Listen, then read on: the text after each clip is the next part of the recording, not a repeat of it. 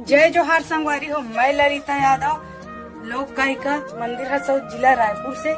तो संगवारी हो, आप मन हमारे यूट्यूब चैनल ला बहुत माया दुलार दे हो और आशा है कि आगे भी देवत रहो।